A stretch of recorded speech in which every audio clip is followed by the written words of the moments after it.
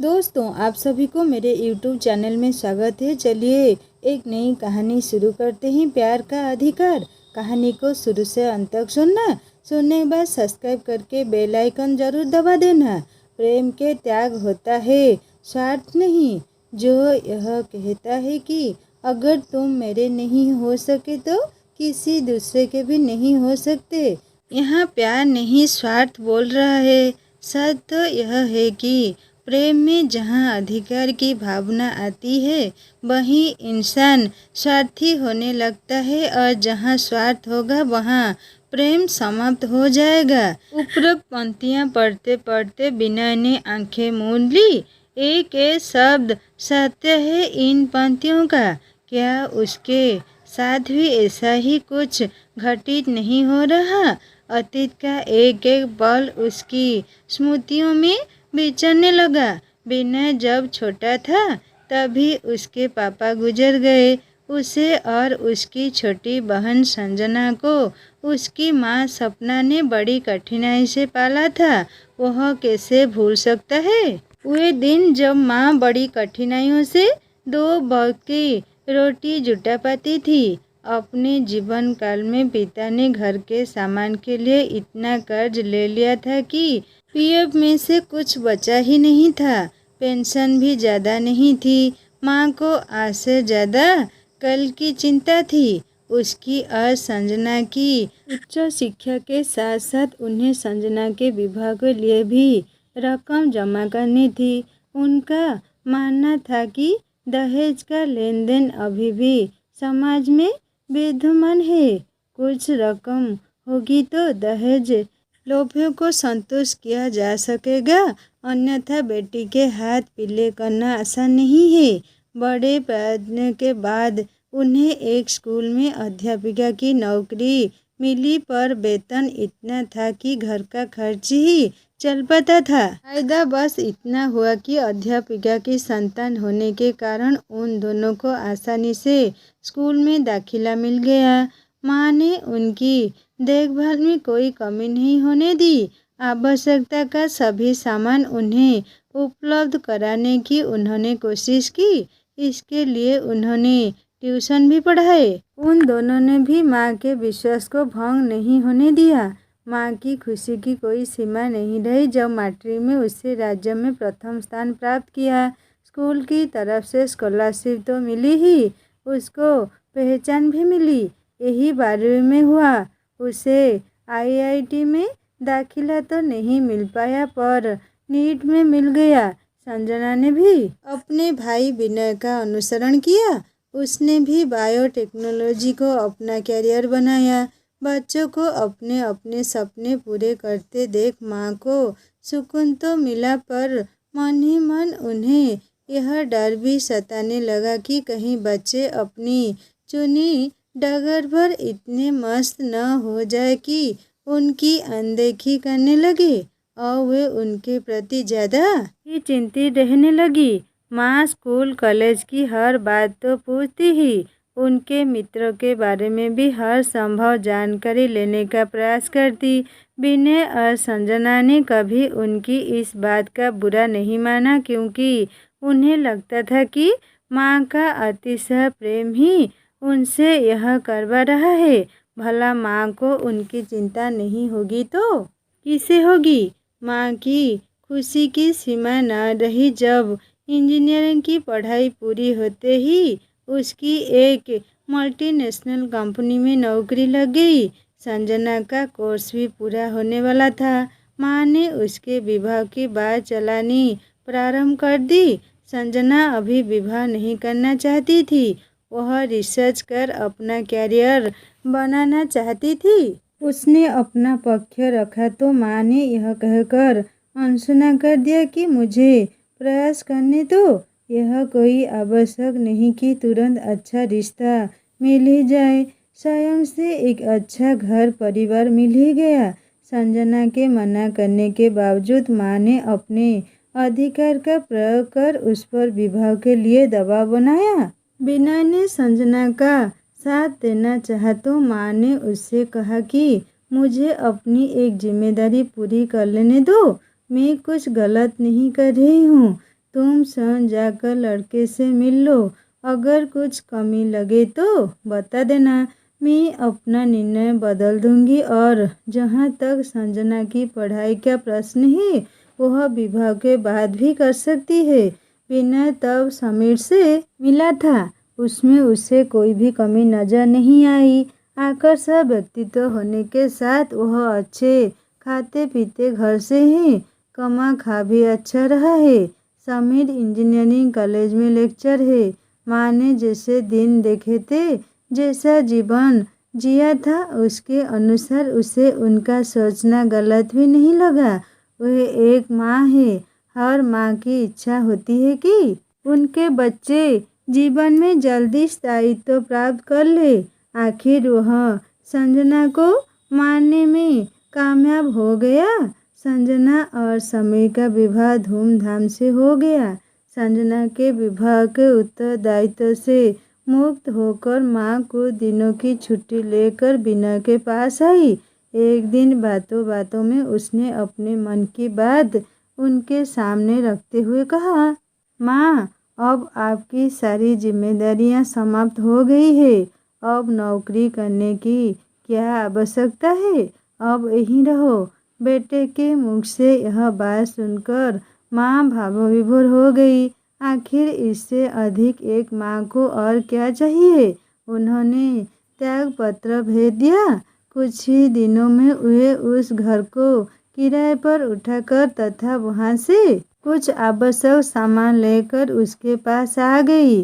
उसने भी आज्ञाकारी पुत्र की तरह माँ का कर्ज उतारने में कोई कसर नहीं छोड़ी। घर के खर्च के पूरे पैसे माँ को लाकर दे देता, हर जगह अपने साथ लेकर जाता, उनकी हर इच्छा पूरी करने का हर संभव प्रयत्न करता। धीरे धीरे पुत्र की जिंदगी में उनका दखल बढ़ता गया। वह उससे एक एक पैसे का हिसाब लेने लगी।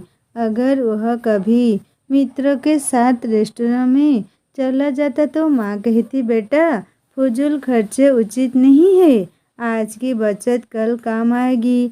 माँ अपने जीवन का अनुभव बांट रही थी, पर यह नहीं समझ पा रही थी कि उनका बेटा अब बड़ा हो गया है, उसकी भी कुछ आवश्यकताएं हैं और इच्छाएं भी है। दिन में 3-4 बार फ़ोन करती, रात को अगर आने में देर हो जाती तो 10 तरह के सवाल करती। इसीलिए वह मित्रों की पार्टी में भी सम्मिलित नहीं हो पाता था। झंझलाहट तब और बढ़ जाती जब देर रात तक उसे ऑफिस में रुकना पड़ता और माँ को लगता कि वह अपने मित्रों के साथ घूमकर आ रहा है। माँ के तरह तरह के प्रश्न उसे क्रोध से भर देते, विशेषतः तब जब वे घुमा फिरा कर यह जानने का प्रयत्न करती कि उसके मित्रों में कोई लड़की तो नहीं है।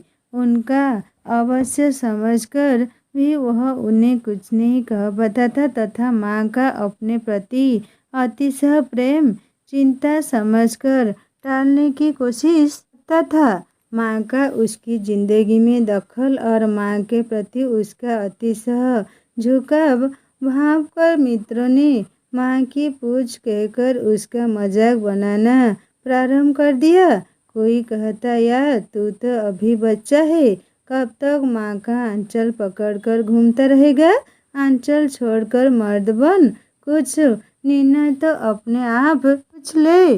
मित्रों की बात सुनकर उसका आत्मसम्मान डगमगाता, स्वाभिमान को चोट लगती पर चुप रह जाता।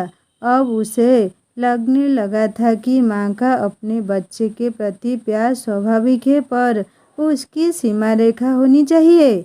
बच्चे को एक स्पेस मिलना चाहिए। कम से कम उसे इस बात की तो छूट देनी चाहिए कि वह कुछ समय अपने हम उम्र मित्रों के साथ बिता सके। आज भी उसके मन में माँ का स्थान सर्वोपरि है।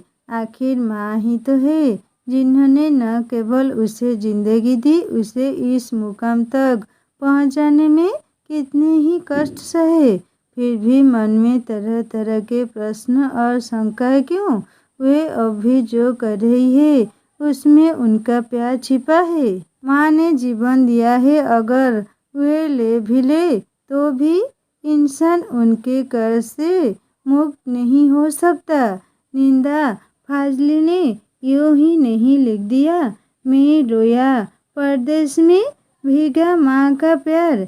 दिल ने दिल से बात की बिन चिट्ठी बिन तार। साल दर साल बीतने लगे। उसके लगभग सभी मित्रों के विवाह हो गए।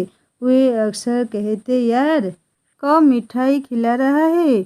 वह मुस्कुरा कर कहता, मुझे आज़ादी प्यारी है, अभी मैं बंधन में बनना नहीं चाहता। इस बीच कई रिश्ते आए पर माँ को कोई लड़की पसंद नहीं आती थी। कहीं परिवार अच्छा नहीं है तो कहीं लड़की। अगर सब कुछ ठीक रहा तो लेन देन के मामले पर बात टूट जाती। उसे समझ में नहीं आ रहा था कि माँ ऐसा क्यों कर रही है। जिस दहेज की समस्या से वह संजना के समय त्रस्त थी, वही दहेज का लालच अब उनमें कैसे समा गया। एक रिश्ता तो उसकी कंपनी में ही काम कर रही एक लड़की का था।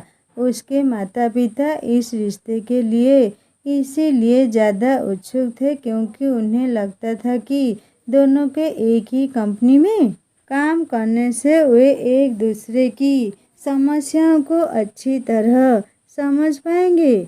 लेकिन माँ को वह लड़की ही पसंद नहीं आई। उसने कुछ कहना चाहा तो बोली, तू अभी बच्चा है, शादी विवाह ऐसे ही नहीं हो जाता, बहुत कुछ देखना और सोचना पड़ता है। उसकी नाक इतनी मोटी और चपटी है कि अगर उससे तेरा विवाह हो गया तो आगे की सारी पीढ़ियाँ चपटी नाक लेकर आएंगी। उसने कभी माँ की बात नहीं काटी थी तो अब उनसे कैसे कहता कि उसे लड़की का रंग रूप सूरत सीरत ठीक ही लगी। नाक भी ऐसी मोटी या चपटी तो नहीं है जैसा माँ कह रही है। पता नहीं माँ ने बहू के रूप में कैसी लड़की मन में बसा रखी है। अब वे क्यों भूल रही है कि हर लड़की सर्वगुण संपन्न नहीं होती। सच तो यह है वह इस रिश्ते के आने से पहले कई बार ऑफिस कैंपस में उस लड़की को देख चुका था। आंखें भी मिली थी, शायद चाहने भी लगा था। उस दिन वह बहुत ही निराश हुआ था। उसे अपना एक सपना टूटना महसूस हो रहा था पर माँ के खिलाफ जाकर कुछ कहना या करने का प्रश्न ही नहीं था। वह सब कुछ सहन कर सकता था पर माँ की आंखों में आंसू नहीं। दिन बीत रहे थे, बच्चों के स्कूलों की छुट्टी हो गई थी। माँ ने संजना को छुट्टियों में बुला लिया तो उसे भी लगा कि चलो अच्छा है, दिल दिमाग पर छाई निराशा से मुक्ति मिलेगी। संजना के आते ही घर में रौनक हो गया। उसका 2 वर्षीय बेटा दीप तो उसे छोड़ता ही नहीं था। मामा हमें यह चाहिए, हमें वह चाहिए, और वह उसकी डिमांड पूरी करते करते थकता नहीं था। भैया कब तक यूं ही अकेली रहोगे? अब तो भाभी ले आओ। आखिर माँ कब तक तुम्हारी गृहस्थी संभालती रहेगी? इन्हें भी तो आराम चाहिए। एक दिन संजना ने बातों बातों में कहा, कोई लड़की पसंद आए तब न, विवाह गुड्डे गुड्डियों का खेल तो नहीं जो किसी से भी कर दे। उसकी जगह माँ ने उत्तर दिया, आखिर भैया को कैसी लड़की चाहिए मुझे बता दो, मैं ढूंढ लूँगी। अरे विनय, संजना को जलेबी पसंद है, आज छुट्टी है, अभी दीप सो रहा है, जा ले आ वरना वह भी तेरे पीछे लग लेगा। माँ ने बात का रुख मोड़ते हुए कहा, ठीक है माँ। उसने कपड़े बदले तथा चला गया। अभी आधी सीढ़ी ही उतरा था कि उसे याद आया कि बाइक की चाबी लेना तो भूल गया। चाबी लाने वह उल्टे पे लौट आया। घंटी बजाने ही वाला था कि माँ की आवाज़ सुनाई दी, तू बार बार विनय के विवाह के लिए मुझ पर क्यों दबाव डालती है? अरे अगर उसका विवाह हो गया तो क्या तू ऐसे आकर यहाँ रह पाएगी या मैं घर को अपने अनुसार चला पाऊँगी? हर बात में रोक टोक मुझसे सहन नहीं होगा। माँ की आवाज़ आई, पर माँ यह तो ठीक है कि भैया तुमसे बहुत प्यार करते हैं, भला तुम इतनी स्वार्थी कैसे हो सकती हो? इस दुनिया में हर इंसान स्वार्थी है, फिर मैं क्यों नहीं बन सकती? मैंने इतने कष्ट झेले हैं, अब जाकर कुछ आराम मिला है, फिर कोई आकर मेरे अधिकार छीने, यह मुझसे सहन नहीं होगा। माँ, अगर भैया को तुम्हारी इस भावना का पता चला तो? संजना ने आक्रोश भरे स्वर में कहा। पता कैसे चलेगा? यह मैं तुझसे कह रही हूँ। अब तुझ पर इतना विश्वास तो कर ही सकती हूँ कि इस राज को राज ही रहने देगी। पर माँ, इस संदर्भ में अब मैं एक शब्द नहीं सुनना चाहती। तू अपनी गृहस्थी संभाल और मुझे मेरे तरीके से जीने दे। अगर ऐसा था तो तुमने मेरा विवाह क्यों किया? तुम्हारे अनुसार मैंने भी तो किसी का बेटा छीना है। तेरी बात अलग है, तू मेरी बेटी है, तुझे मैंने अच्छे संस्कार दिए हैं। इससे आगे बिना से कुछ सुना नहीं गया। वह उल्टे पांव लौट गया। लगभग 1 घंटे बाद माँ का फोन आया। मन तो आया बात न करे, पर फोन उठा ही लिया। कहाँ हो तुम बेटे? इतनी देर हो गई, चिंता हो रही है। आज माँ के स्वर की मिठास पर उसे वितृष्णा हो आई, पर फिर भी आतन सहज स्वर में बोला, कुछ दोस्त मिल गए हैं, नाश्ते पर इंतज़ार मत करना, मुझे देर हो जाएगी। तेरे दोस्त भी तो तेरा पीछा नहीं छोड़ते। अच्छा जल्दी आ जाना, वरना दीप उड़ते ही तुम्हें ढूंढेगा। माँ का कई बार फोन आते देख उसने उनको स्विच ऑफ ही कर दिया। लगभग शाम को लौटा तो माँ के तरह तरह के प्रश्नों के उत्तर में उसने सिर्फ इतना कहा, अचानक बॉस ने बुला लिया। उनके साथ किसी प्रोजेक्ट पर बात करते करते गहमा गहमी हो गई। आज प्लीज मुझे अकेला छोड़ दीजिए, बहुत थक गया हूँ। माँ को अचंभित छोड़कर वह अपने कमरे में चला गया तथा कमरा बंद कर लिया।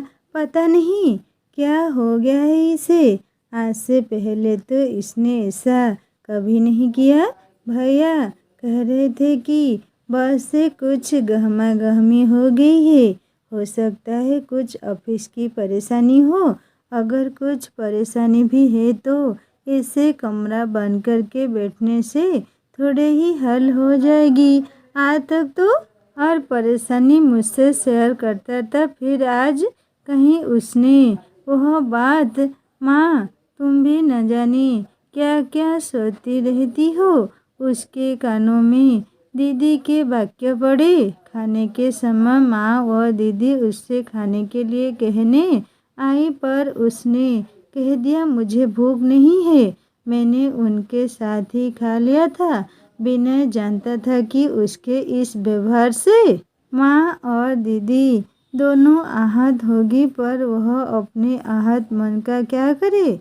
मन नहीं लगा तो वह किताब लेकर बैठ गया। वैसे भी किताबें उसकी सदा से साथी रही थी। उसकी लाइब्रेरी शरद चंद्र से लेकर चेतन भगत, शेक्सपियर से लेकर हैरी पॉटर जैसे नए पुराने लेखकों की किताबों से भरी पड़ी थी। जब मन भटकता था तो वह किताब लेकर बैठ जाता।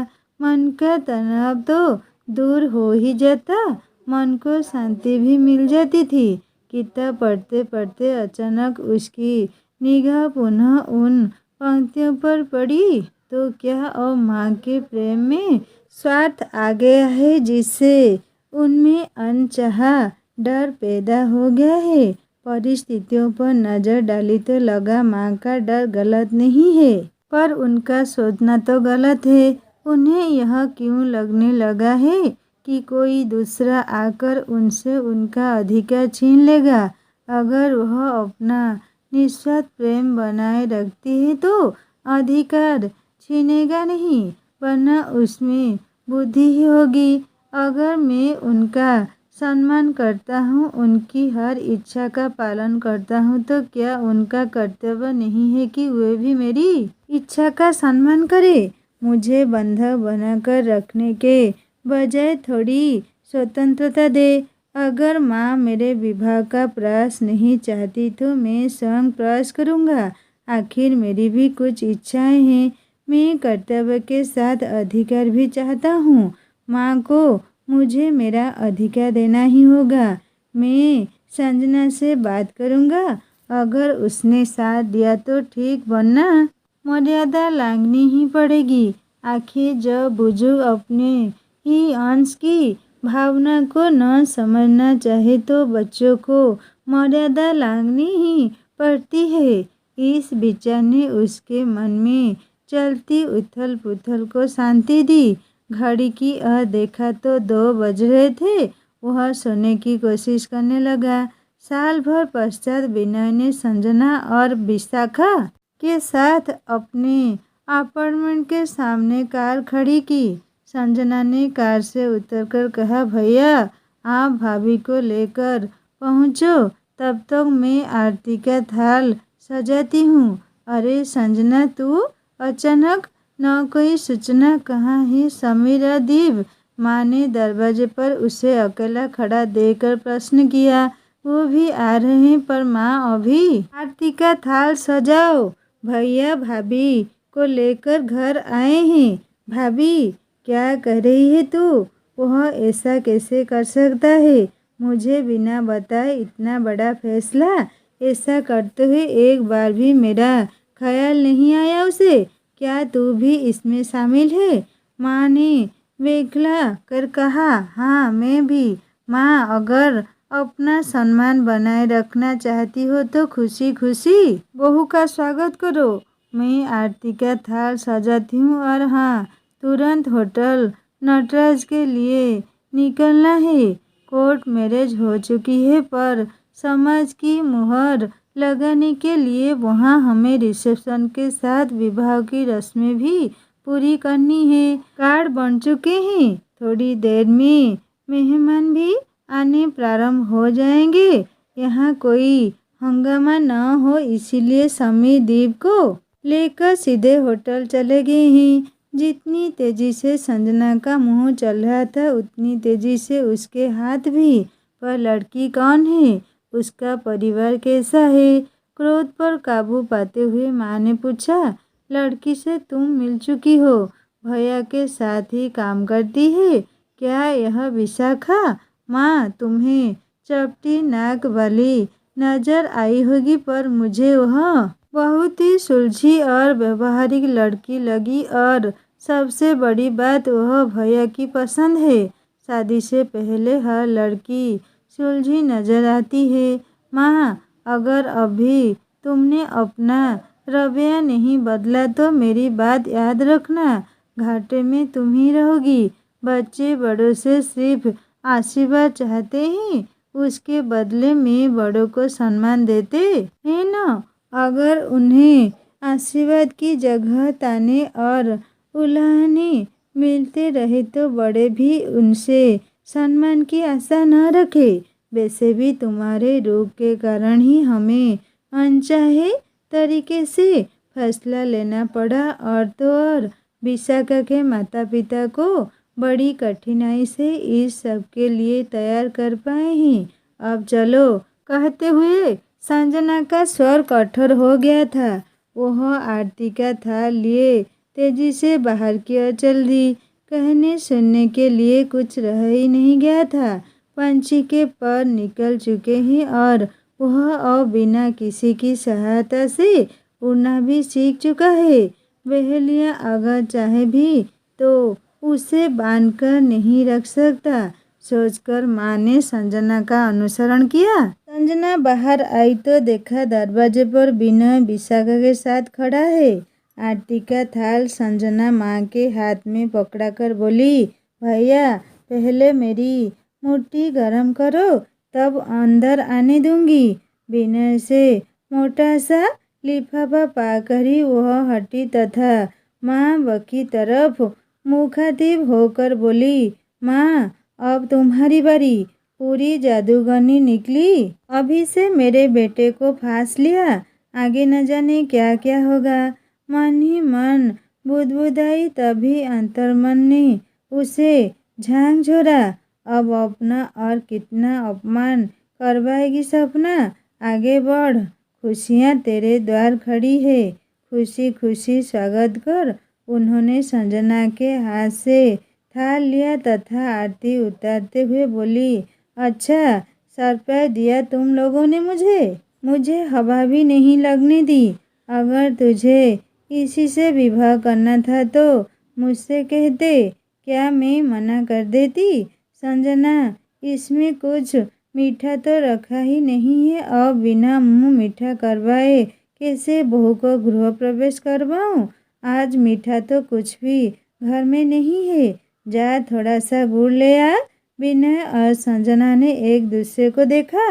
माँ में आए परिवर्तन ने उन्हें सुखद आश्चर्य से भर दिया। अब खड़ी ही रहेगी या आएगी भी, माँ ने पुनः कहा। अभी लाई माँ, कहकर संजना गुड़ लाने अंदर गई तथा विनय और विशाखा माँ के चरणों में झुक गए। दोस्तों, कहानी को यहीं पर ख़त्म करती हूँ। कहानी कैसी लगी मुझे ज़रूर कमेंट करके बताएगा, और अच्छी लगी तो सब्सक्राइब करके बेल आइकन दबा देना, दोस्तों के साथ शेयर करना, और एक नई कहानी जल्दी लेकर आऊँगा। नमस्ते।